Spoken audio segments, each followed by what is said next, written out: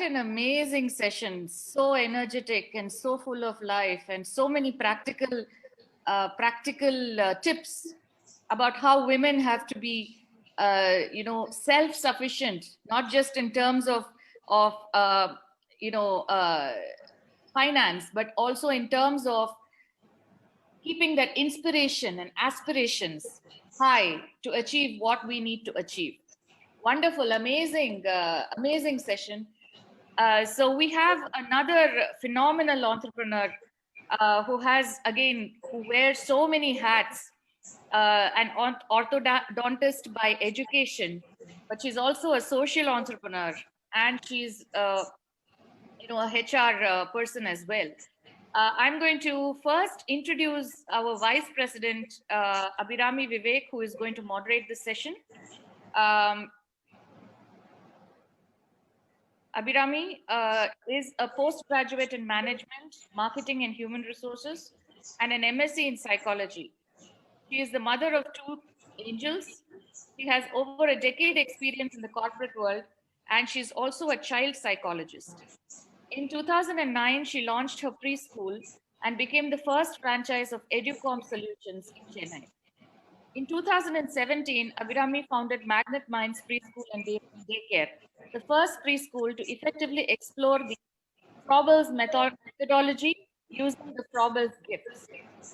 Magnet Minds Preschool has been awarded as the best and top preschool by Education World through a survey commissioned by C4 Survey for 10 consecutive years, 6 consecutive years by Education Today, 5 years by Brainfeed magazine.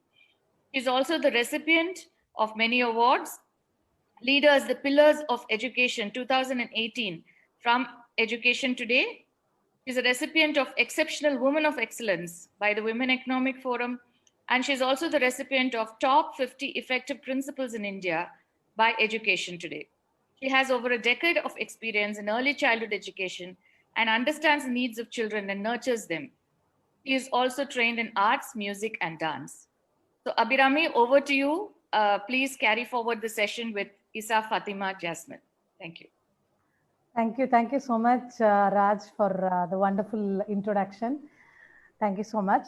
And when I just started, knowing about Isa Fatima, it was like going from one to another to another. So from an orthodontist to a traveler to a teacher to a counselor and a fitness enthusiast. More than that, something that was very interesting for me was she's a fast and furious car driver. So I am personally interested in driving, and that was something amazing to notice that somebody like me is also interested. And more than all these things, she has, lot of, as Sabita said, she has a lot of caps on her head. She's the founder of a social cause, I Am It to One. So there, she helps people by supplying food and by providing food to the needy people and doing a lot of things. And she's also a recipient of many awards. Tamil Nadu Guidance Council Award, Social Responsibility Award from Rotary Club Adiyar, and there are so many. And she's also one of the Unsung Heroes Award winner, and she's also been the winner of Homepreneur Award, and so many things. When we see this, I only see the orthodontist with a very good smile. When I saw her photo, that was what coming in. And the one thing which I would like to talk to Isa is, I want to understand about that. Many women are, want to do some kind of a service. At home also we do, wherever we go, we try to help people. That is a kind of responsibility which we take in. And many people who want to get into social entrepreneurship, it would be nice if you could highlight the points on social entrepreneurship along with all your other, achievements and all your interests. And a special mention, if it would be great if you could talk about your driving skills. Over to you, Isa. Thank you so much, Abhirami, for that wonderful intro. Thank you so much. I think on a Saturday evening, we've really spent 2 hours. I hope I won't take a longer time with you all women. Thank you so much for the patience. Today I thought I'll talk about a different concept because we all are, the panel and the attendees are mostly business people, entrepreneurs here, some people who run with established businesses or some with startup. So I just thought I'll talk on a different subject than the social entrepreneurship, but definitely Abhirami, at the end of the session, I'll answer to those two questions of yours. Well, I'll start with a small story. This happens in New York, in Manhattan, right in the heart of the city. There's a fire in a tall rise building, very tall building. So the fire started at the 10th floor. And the fire is slowly descending down. And as it was descending down, the fire brigade team is already there. And there's a group of people already down there looking at the situation, very panic mode, completely panic mode. And this woman from the 3rd floor, so all of a sudden peeps out and says, people, I have no time here. I have a small kid. I don't think you guys could save me, but my kid should be saved. I'm going to throw the baby out. I hope you guys will catch it. The entire fire brigade team was not prepared for this. And they were wondering whether they brought the net. But the time was also, clock was ticking in. Suddenly a gentleman from behind pops up and he says, guys, I can help you out. I'm a professional goalkeeper. If she can throw the baby, I'll be able to hold the baby. The moment they got the green signal, the fire brigade team informs the women and the women throws the baby out. The goalkeeper catches it within seconds. Entire people down there, they were just giving their sigh of relief, and before they could wink their eye, this goalkeeper kicks the baby on the air. Because that's his profession, goalkeeper. The moment he gets anything, he's gonna kick. He doesn't care whether it's a baby or a ball. For him, it was his profession in the mind. The moral of the story here is, this is how our brain is also wired. We often tend to do what we are always doing. Our automatic behavior works here. The reason I'm saying this here is, in this pandemic, we see a lot of businesses dying down, this financial loss. We only think on the traditional way of cost cutting. What do we think? Number one is, we think we should lay off the employees, or we think we should cut down the salaries or the benefits or the perks, or we talk to our vendors or suppliers, telling them to extend the credit period. The final thing is we say goodbye to the business and shut. These are the traditional way of thinking. That's why I quoted the goalkeeper story. A traditional way of thinking is always this. But trust me, women, this period is not the only period where we have been seeing recession. There have been worse period than this pandemic. Take World War II recession, take the 2001 September attack. We had recession much worse than this. But there are companies which have stood even in that recession. Okay, that's probably because they had a different way of thinking. Okay, an example could be the Toyota Motors. They stood pretty tall. Their heads were up even in the Great World War recession and even during the pandemic. That's because they followed certain principles, which not many of us are following. And it's a very easy principle to follow. Asim Premji, the chairman of Wipro, he was so fascinated with the story of Toyota. What he did was he directly called the MD of Toyota Japan and he said he wanted to visit the factory. But you know what? The permission was denied. They never let Asim Premji visit the Toyota at the Japan. Then when the Toyota manufacturing company was in India, okay, then the top management calls Asim Premji and they're giving them the permission to visit their factory. The top management from Asim Premji company goes into Toyota in India and they were completely floored with the techniques that they follow in Toyota Motors, because that's what makes them the father of automobiles. They were completely doomed. They were wondering how come these guys were surviving for the last 50 years, putting their heads pretty high. And what were the principles that they learned? That's what I'm going to talk about today. And this is some principle which bigger companies are following. Nike, Kimberly-Clark, Textron, many companies are following and seeing benefits in terms of their profit, in terms of saving money, in terms of more time saved and everything. So the concept is lean thinking. That's all it is. Lean, L-E-A-N, lean thinking. So I'm going to teach you just 3 mantras today. I think too many mantras today, but just 3 mantras for today. So number 1 would be to increase the customer value. That's what they learned from Toyota Motors. See, our customers buy product from us. Each of us, all our business entrepreneurs, we have some product or service that we offer to people. But it's not the customer buying the product that we did. In fact, they're paying the money because we are helping them solve some problem, right? We are just helping them to solve some problem through a product and service. I could give a classic example. So we all have kids. So say our kid comes back home at 5 o'clock. Just because we don't have much at home, we do not have the time, we make upma for our kid thinking that the kid will eat upma. But 5 o'clock after his school hours, after he's going to be pretty hungry, he's definitely not going to have your upma. But we don't anticipate this. We think they're upma experts. We make the best of the best upma and wait for him. But you know what? When the kid has it, his face goes, he's not happy about upma. So your kid is now the buyer and you're the seller. So both of you are not happy. It's not a very great situation. That's the same thing that happens when we design a product also. When we design a product, what we do is we test it with our friends or we test it with our near dear ones. We fail to test it with our potential customers. We often fail. We never go seek to our potential customers and get the feedback. So whenever you design a product, don't just hear through your voice and don't look at with your eyes. Get the voice of the customer, see the product through the eyes of the customer. That's a win-win situation. That's what lean principle is. Number one is to increase your customer value. You need to know what the customer is willing to buy from you. So I could give another example. Imagine you are hungry at 9 o'clock. Okay, you want to make biryani. So you think we all have the energy to make biryani at 9 o'clock? At least not me. At least not me. It's going to take 2 hours. What we do, take a app, Swiggy, and there, within 20 minutes, we have biryani at our table. That's product. That's customer service. That is increasing the customer value. In every business you do, ensure that you increase your customer value. The second point that I want to talk about is reducing waste. Waste is waste. Okay, so now we have to talk about necessary waste and an unnecessary waste here. This reminds me of a story that happens in Indo-Pakistan border. Well, I'm not a great storyteller, but here and there I have to say some stories. So this happens in the Indo-Pakistan border, wherein our Indian gentleman takes a car and he crosses the Indo-Pakistan border. The security gentleman there checks the car, checks him in and out, but they find nothing. So they tell him, "Kalas, you can go." The next day, the same gentleman comes and again they check the car in and out, nothing found. They tell him, they give him a green signal. The third day this happens. This time they open the trunk, they open the bonnet, they check under the chassis, they check him completely. In fact, even they open the petrol tank to see whether he's even smuggling some other thing or not.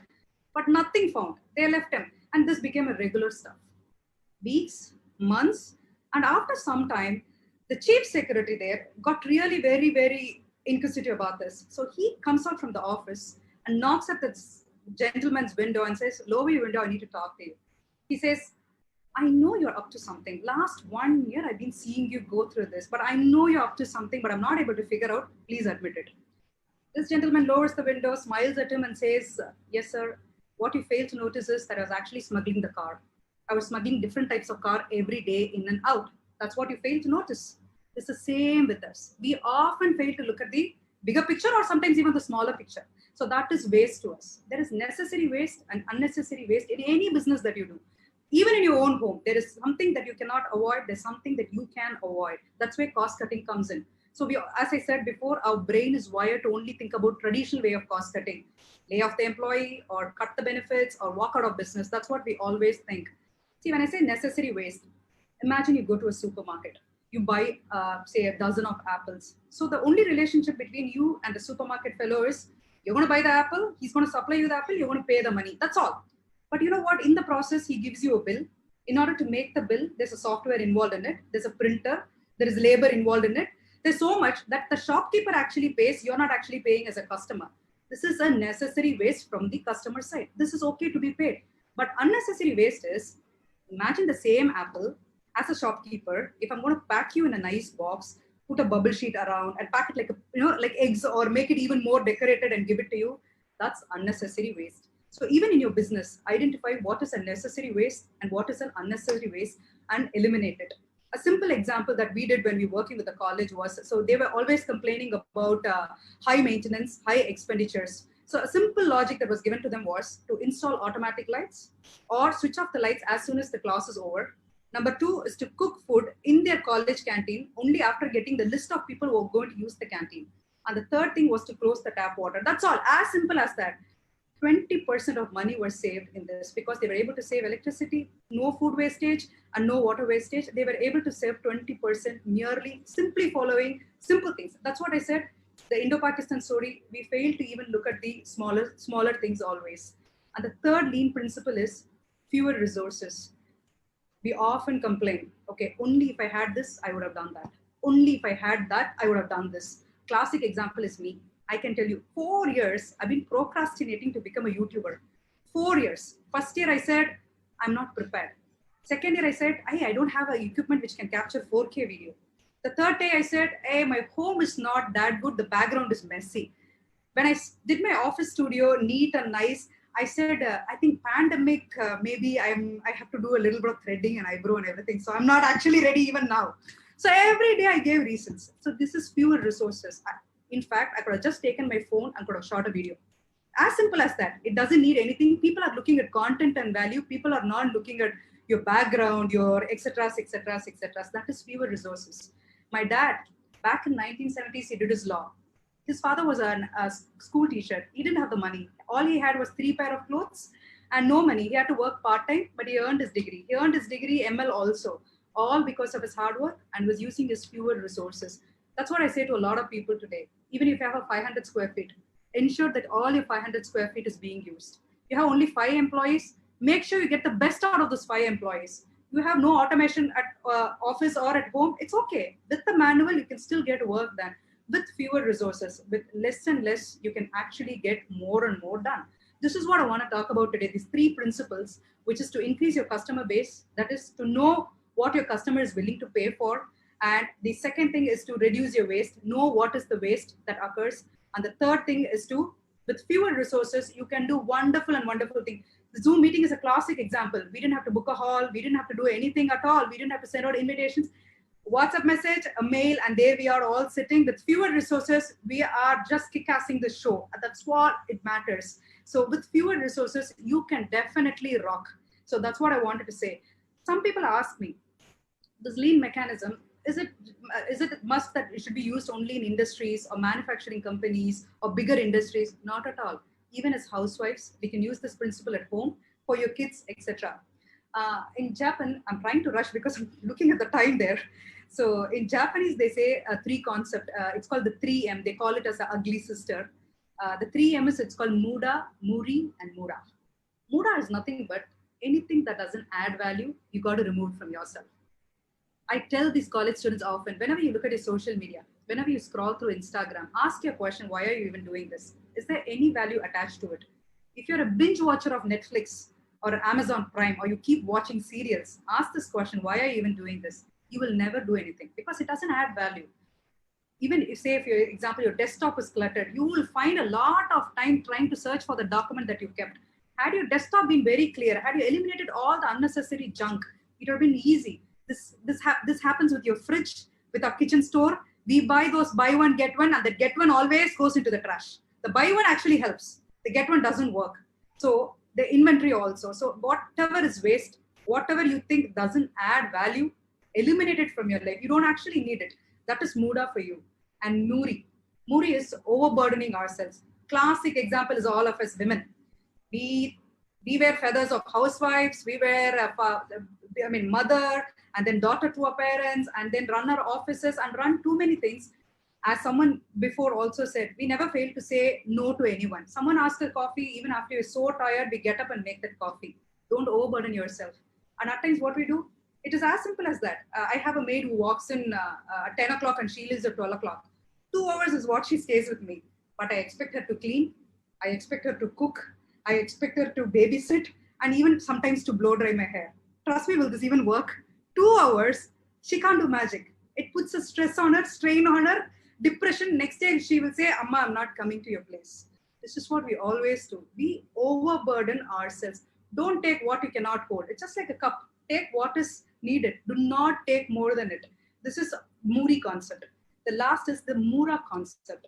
It's the irregularity or the unevenness is what they call. Imagine you hold a scale, a weighing scale. The right and the left scale should actually be in a balance, right? That's what we never do. I'll tell you a classic example. If you're a mother of 2 kids or a 3 kid, you will definitely relate to it. You often give all the responsibility to your elder kids and the pampering to your younger kids. There's a total imbalance. You really don't know what your elder kid thinks about you, and the younger kid has a different way of life. This gives an emotional trauma to the first kid, and the last kid is too much pampered. He or she doesn't even know what responsibility is. This is what happens with us. We actually pamper one, we overload the other one. So this is irregularity. Don't do this. This happens even in office. If you're managing a team, be it team of 10 or be of 20, you favor 10 or 12. The other 8, you leave it. Okay, in that case, fire those 8, get equally as much as talented as your 12 members. Make sure there's evenness in whatever you do. This is most important. You could apply this principle in everyday life. It need not be your office. It need not be your industry. It need not be anything. It is apt in everyday life. This is lean thinking. Let me tell you, lean is not a system. Whatever I gave you as 1, 2, 3, what I follow, you cannot follow. It's tailor-made, it's custom-made, just like our blouses. So it cannot fit. It's not a universal fit for all of us. So it has to be, it is a process. It is a continuous learning process. You improve with time, but with less and less, you see you achieve a lot more and more. Trust me, it is definitely worth the process. Companies have followed it, individuals have followed it, and this, what they always talk about is the amount of time and money they save and the quality of life that seems to be improving. This is what I want to talk about today. Thank you so much. Thank you so much for the opportunity to the entire Wiki team. Thank you so much, Issa. That was wonderful. You gave a lot of different perspective towards being a woman and being an entrepreneur and being an individual and impacting also. The Muda, Muri and Mura concept was amazing. And every one of us might, will definitely relate to it. And another thing is the, importance given to the younger children and the elder children, the difference.